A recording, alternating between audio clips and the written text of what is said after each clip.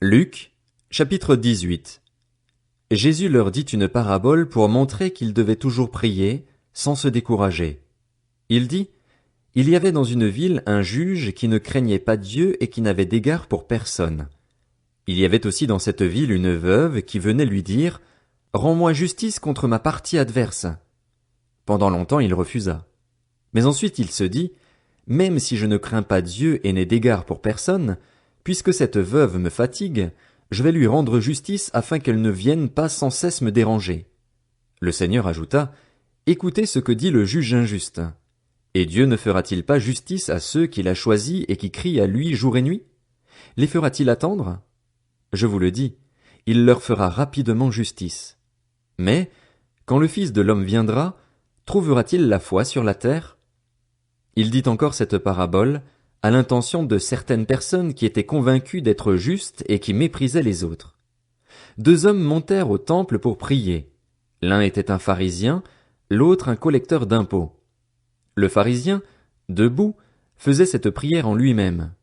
Ô Dieu, je te remercie de ce que je ne suis pas comme les autres hommes, qui sont voleurs, injustes, adultères, ou même comme ce collecteur d'impôts. Je jeûne 2 fois par semaine et je donne la dîme de tous mes revenus. Le collecteur d'impôts, lui, se tenait à distance et n'osait même pas lever les yeux au ciel, mais il se frappait la poitrine en disant, Ô Dieu, aie pitié de moi, qui suis un pécheur. Je vous le dis, lorsque ce dernier descendit chez lui, il était considéré comme juste, mais pas le pharisien.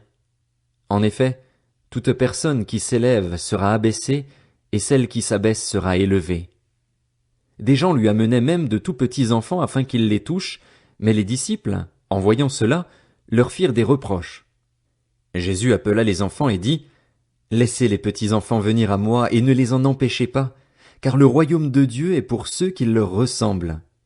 Je vous le dis en vérité, celui qui n'accueille pas le royaume de Dieu comme un petit enfant n'y entrera pas. Un chef interrogea Jésus et dit, Bon maître, que dois-je faire pour hériter de la vie éternelle? Jésus lui répondit, Pourquoi m'appelles-tu bon?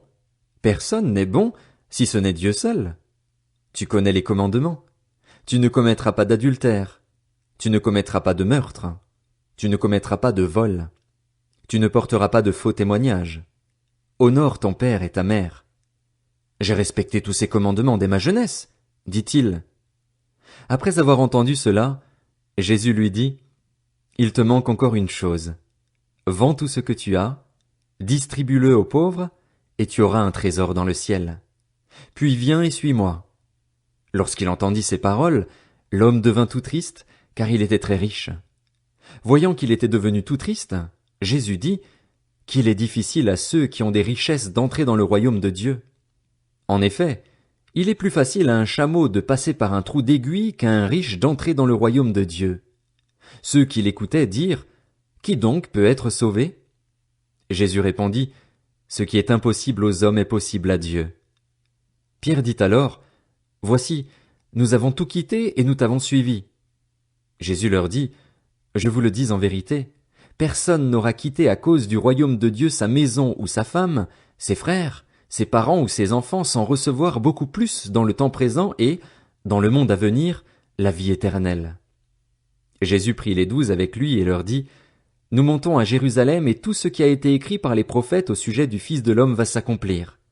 En effet, il sera livré aux non-juifs, on se moquera de lui, on l'insultera, on crachera sur lui et, après l'avoir fouetté, on le fera mourir. Le 3e jour il ressuscitera. Mais les disciples ne comprirent rien à cela. C'était pour eux un langage obscur, des paroles dont ils ne saisissaient pas le sens. Comme Jésus était près de Jéricho, un aveugle était assis au bord du chemin et mendiait. Il entendit la foule passer et demanda ce qui se passait. On lui dit, C'est Jésus de Nazareth qui passe. Alors il cria, Jésus, fils de David, aie pitié de moi. Ceux qui marchaient devant le reprenaient pour le faire taire, mais il criait beaucoup plus fort, Fils de David, aie pitié de moi. Jésus s'arrêta et ordonna qu'on le lui amène. Quand il fut près de lui, il lui demanda, Que veux-tu que je fasse pour toi? Il répondit, Seigneur, que je retrouve la vue. Jésus lui dit, retrouve la vue, ta foi t'a sauvé. Il retrouva immédiatement la vue et suivit Jésus en célébrant la gloire de Dieu. Voyant cela, tout le peuple se mit à adresser des louanges à Dieu.